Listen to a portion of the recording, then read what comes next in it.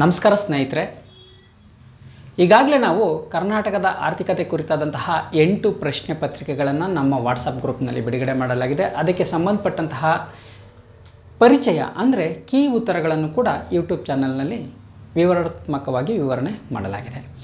ಕರ್ನಾಟಕದಲ್ಲಿ ನಡೆಯುವಂತಹ ಯಾವುದೇ ಸ್ಪರ್ಧಾತ್ಮಕ ಪರೀಕ್ಷೆಗಳಲ್ಲಿ ಕರ್ನಾಟಕದ ಆರ್ಥಿಕತೆ ಕುರಿತಾದಂತಹ ಕೆಲವು ಪ್ರಶ್ನೆಗಳನ್ನು ನಾವು ನೋಡ್ಬೋದು.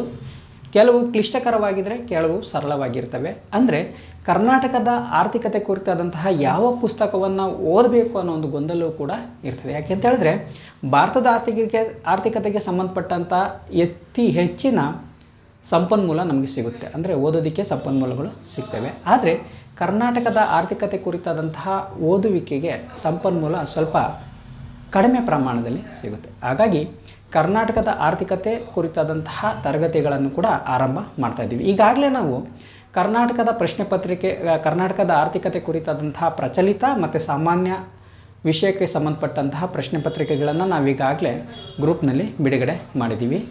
ಸೊ ಇದರ ಜೊತೆಗೆ ಕರ್ನಾಟಕದ ಆರ್ಥಿಕತೆ ಕುರಿತಾದಂತಹ ಕೆಲವೊಂದು ಅಂಶಗಳ ಒಂದು ಪರಿಚಯವನ್ನು ನಾವು ಮಾಡ್ತಾ ಹೋಗೋಣ.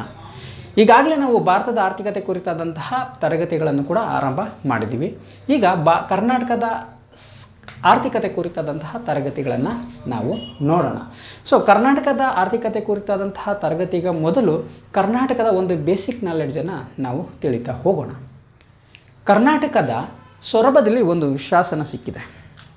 ಅಂದರೆ ಶಿವಮೊಗ್ಗ ಜಿಲ್ಲೆಯ ಸೊರಬದಲ್ಲಿ ಒಂದು ಶಾಸನ ಸಿಕ್ಕಿದೆ. ಸೊರಬದಲ್ಲಿ ಒಂದು ಶಾಸನ ಸಿಕ್ಕಿದೆ. ಈ ಶಾಸನ ಯಾರು ಬರೆದಿದ್ದಾರೆ ಅಂತ ಇನ್ನೂ ತಿಳಿದಿಲ್ಲ. ಆದರೆ ಆ ಶಾಸನದಲ್ಲಿ ಕರ್ನಾಟಕ ವಿದ್ಯಾಧನ ಜನ್ಮಸ್ಥಾನ ದತ್ತ ಅಂತ ತಿಳಿಸಿದೆ.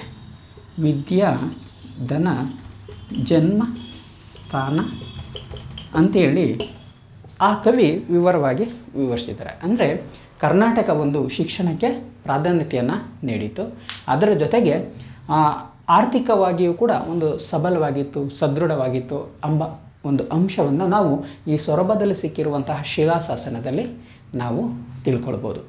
ಹಾಗಾದರೆ ಈ ಕರ್ನಾಟಕಕ್ಕೆ ವಿದೇಶಿಗರು ಭೇಟಿ ನೀಡಿಲ್ವಾ? ಆ ವಿದೇಶಿಗರ ಬರಹಗಳಲ್ಲಿ ಕರ್ನಾಟಕದ ಆರ್ಥಿಕತೆ ಕುರಿತಾದಂತಹ ಯಾವುದೇ ಮಾಹಿತಿ ಸಿಕ್ಕಿಲ್ವಾ ಅಂತ ನಾವು ನೋಡೋದಾದರೆ, ಕರ್ನಾಟಕಕ್ಕೆ ಒಂದು ಇಬ್ನ ಬಟೂಟ, ಡೊಮಿಂಗೋ ಫಯಾಜ್ ಮತ್ತು ಬುಕನಾನ್, ಈ 3 ವಿದೇಶಿ ಪ್ರವಾಸಿಗರು ಕರ್ನಾಟಕದಲ್ಲಿ ಪ್ರವಾಸವನ್ನು ಮಾಡಿದ್ದಾರೆ. ಅಂದರೆ ಇಬ್ನ ಬಟೂಟ, ಡೊಮಿಂಗೋ ಫಯಾಜ್ ಮತ್ತು ಬುಕನಾನ್ ಕರ್ನಾಟಕದ ಆರ್ಥಿಕತೆ ಕುರಿತು ತಮ್ಮದೇ ಆದಂತಹ ಒಂದು ಅರ್ಥವಾದಂತಹ ಒಂದು ತಮ್ಮ ಭಾಷೆಯಲ್ಲಿ ವಿವರವಾಗಿ ವಿವರಿಸಿದ್ದಾರೆ. ಇವರು ಪಶ್ಚಿಮ ಘಟ್ಟಗಳ ಪ್ರದೇಶದಲ್ಲಿ ತಮ್ಮ ಪ್ರವಾಸವನ್ನು ಮಾಡ್ತಾರೆ. ಅಂದರೆ ಕರ್ನಾಟಕದಲ್ಲಿ ಯಾವ ರೀತಿ ಇದೆಯಂತಹ ಒಂದು ನೈಸರ್ಗಿಕ ಸಂಪತ್ತು ಇತ್ತು, ಇಲ್ಲಿ ಯಾವ ರೀತಿಯ ಬೆಳೆಗಳನ್ನು ಬೆಳೆಯಲಾಗ್ತಾಯಿತ್ತು, ಯಾವ ರೀತಿ ಕಂಗೊಳಿಸ್ತಾಯಿತ್ತು ಎಂಬ ಅಂಶವನ್ನು ತಮ್ಮ ಬರಹಗಳಲ್ಲಿ ತಿಳಿಸಿದ್ದಾರೆ.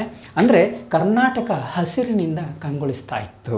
ಅಂದರೆ ಕರ್ನಾಟಕ ಹಸಿರಿನಿಂದ ಕಂಗೊಳಿಸ್ತಾ ಇತ್ತು ಅಂತ ಒಂದು ಅರ್ಥವನ್ನು ನೋಡಿದ್ರೆ, ಕರ್ನಾಟಕದಲ್ಲಿ ರಾಜಮನೆತನಗಳು ನೀರಾವರಿಗೆ ಅತಿ ಪ್ರಾಮುಖ್ಯತೆಯನ್ನು ಕೊಟ್ಟಿತ್ತು ಅನ್ನೋದು ನಾವು ತಿಳ್ಕೊಳ್ಬೇಕು.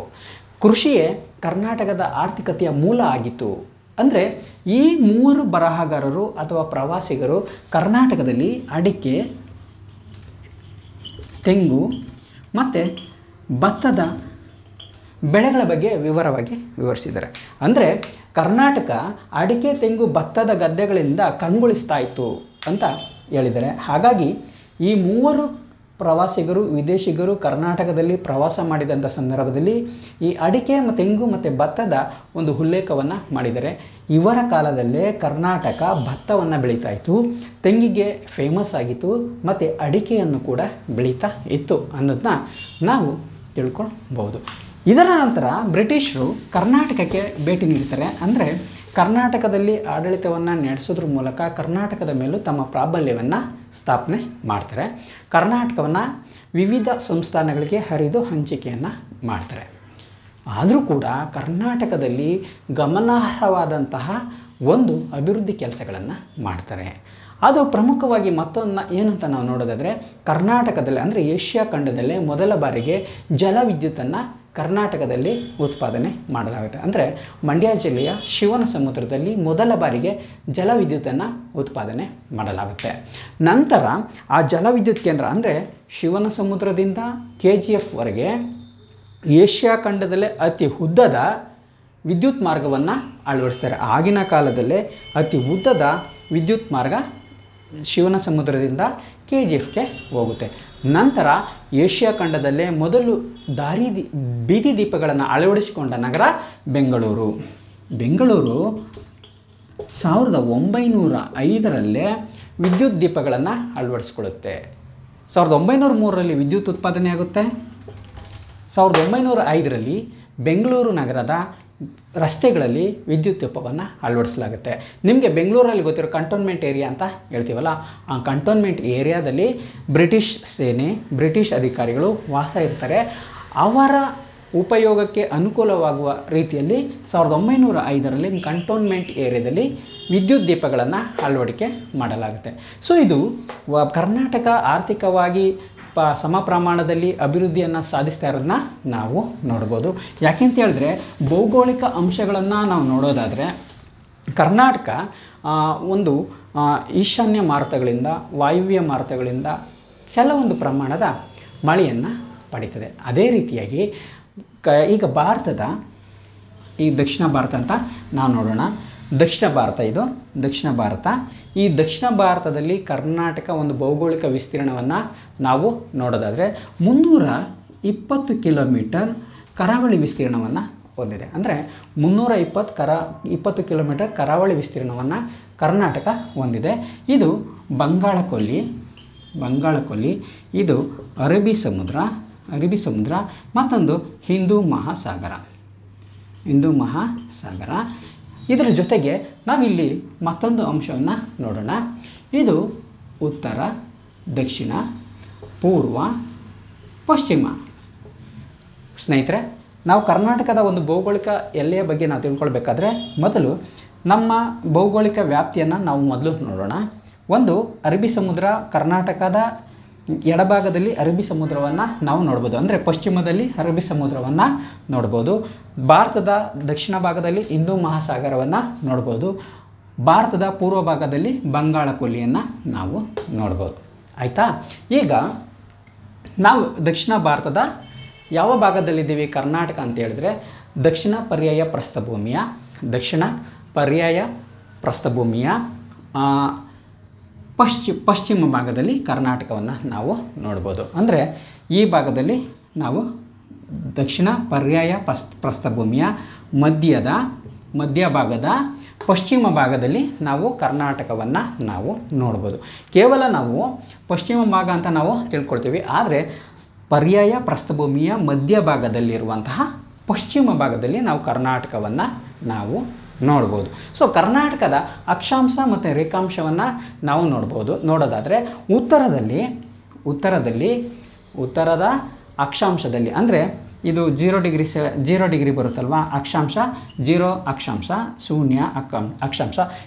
ಇದರಿಂದ ಮೇಲ್ಗಡೆ ಉತ್ತರ ಅಕ್ಷಾಂಶ, ಇದರಿಂದ ಕೆಳಗಡೆ ದಕ್ಷಿಣ ಅಕ್ಷಾಂಶ. ಭೂಗೋಳ ನೋಡು. ಈಗ ಭೂಮಿ ಈ ರೀತಿ ಇದೆ ಅಂತ ಹೇಳಿದ್ರೆ ಇದು 0 ಡಿಗ್ರಿ ಅಕ್ಷಾಂಶ, ಇದು ದಕ್ಷಿಣ, ಇದು ಉತ್ತರ ಅಕ್ಷಾಂಶ. ಸೊ ಕರ್ನಾಟಕ ಅಂದರೆ ಭಾರತ 0 ಡಿಗ್ರಿಯ ಮೇಲ್ಭಾಗದಲ್ಲಿ ಅಂದರೆ ಉತ್ತರ ಅಕ್ಷಾಂಶದಲ್ಲಿದೆ.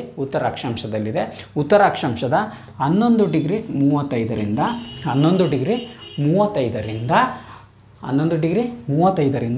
18 ಡಿಗ್ರಿ 30ರ ಅಕ್ಷಾಂಶದಲ್ಲಿ ನಾವು ಕರ್ನಾಟಕವನ್ನು ನೋಡ್ಬೋದು. ಹಾಗೆ ಪೂರ್ವ ಪಶ್ಚಿಮವಾಗಿ ಅಥವಾ ಪಶ್ಚಿಮ ಪೂರ್ವವಾಗಿ ನಾವು ನೋಡೋದಾದರೆ 74 ಡಿಗ್ರಿ 05ರಿಂದ ಅಂದರೆ 74 ಡಿಗ್ರಿ 05ರಿಂದ 78 ಡಿಗ್ರಿ 40 ಈ ರೇಖಾಂಶದಲ್ಲಿ ನಾವು ಕರ್ನಾಟಕವನ್ನು ನೋಡ್ಬೋದು. ಇದು ರೇಖಾಂಶ ಅಂತೀವಿ, ಇದನ್ನು ಅಕ್ಷಾಂಶ ಅಂತ ನಾವು ಕರಿತೀವಿ. ಆಯಿತಾ? ಇದರ ಜೊತೆಗೆ ಕರ್ನಾಟಕ ಪೂರ್ವ ರೇಖಾಂಶದಲ್ಲಿದೆ. ಅಂದರೆ ಈ ಏನಿದೆ ಇದು ಪೂರ್ವ ರೇಖಾಂಶ ಅಂತ ನಾವು ಕರಿಬೋದು. ಅಂದರೆ ಸೂರ್ಯೋದಯ ಉಡುವಂತಹ ದಿಕ್ಕಿಗೆ ನಾವು ಪೂರ್ವ ಅಂತ ನಾವು ಕರಿತೀವಿ. ಆ ಸೂರ್ಯೋದಯ ಉಡುವಂತಹ ಭಾಗದಲ್ಲಿ ನಾವು ಇದ್ದೀವಿ. ಅಂದರೆ ಮೊದಲು ನಿಮಗೆಲ್ಲ ಗೊತ್ತಿರುವ ಹಾಗೆ ಮೊದಲು ಸೂರ್ಯ ಎಲ್ಲಿ ಹುಡುತ್ತೆ, ನಂತರ ಕರ್ನಾಟಕದ ಯಾವ ಭಾಗದಲ್ಲಿ ಫಸ್ಟ್ ಹುಡುತ್ತೆ ಅಂತೇಳಿ ನೀವು ಆಗಲೇ ತಿಳ್ಕೊಂಡಿದ್ದೀರಿ. ಅದೇ ಮಾದರಿಯಲ್ಲಿ ಕರ್ನಾಟಕ ಒಂದು ಉತ್ತರ ಅಕ್ಷಾಂಶದ ಉತ್ತರ ಅಕ್ಷಾಂಶದ 11°35 18°30 ಅಕ್ಷಾಂಶದಲ್ಲಿದೆ.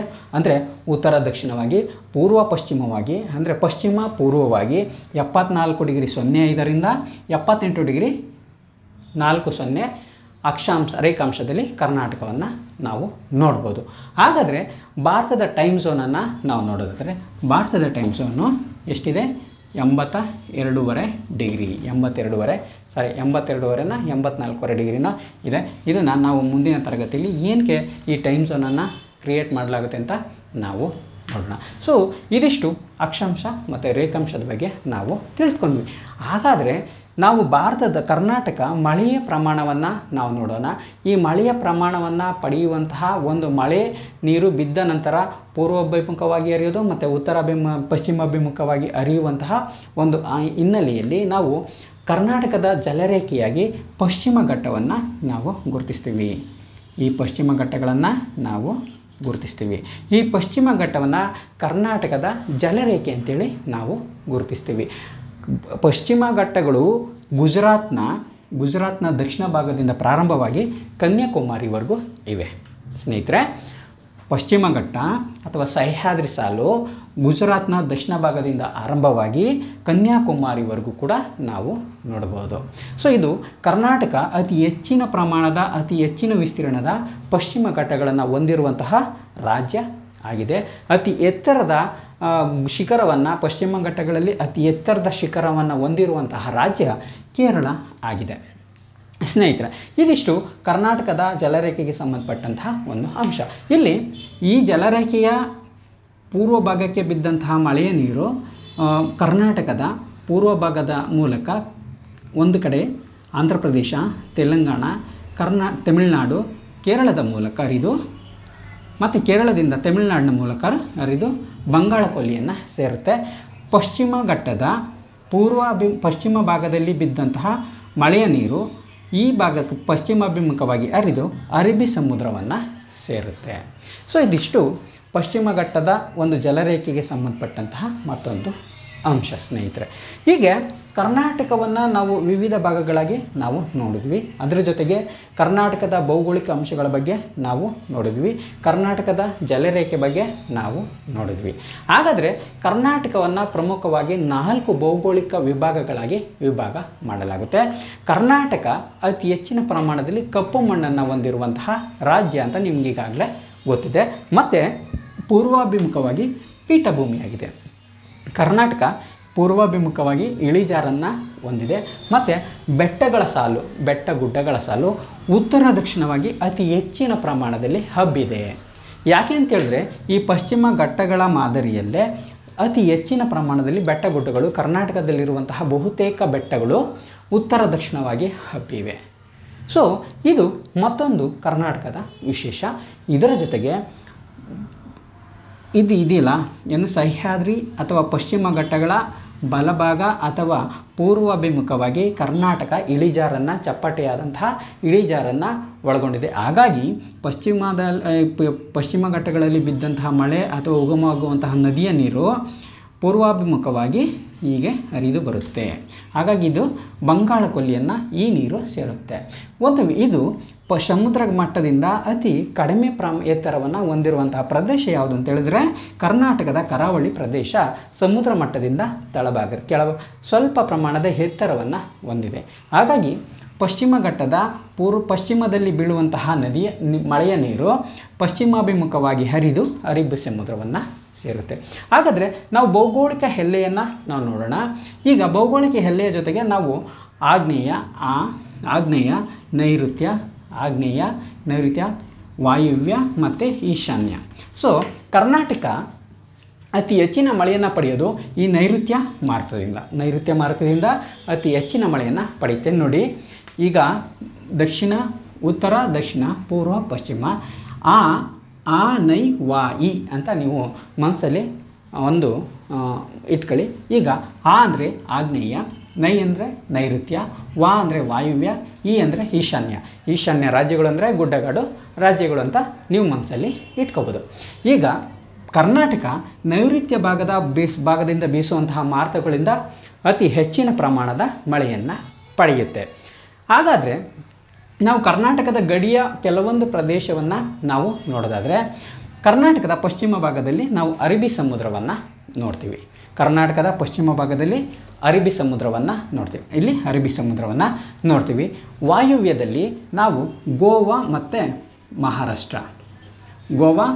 ಮಹಾರಾಷ್ಟ್ರವನ್ನು ನಾವು ಕರ್ನಾಟಕದ ವಾಯುವ್ಯ ಭಾಗದಲ್ಲಿ ನಾವು ಗೋವಾ ಮತ್ತು ಮಹಾರಾಷ್ಟ್ರವನ್ನು ನೋಡ್ಬೋದು.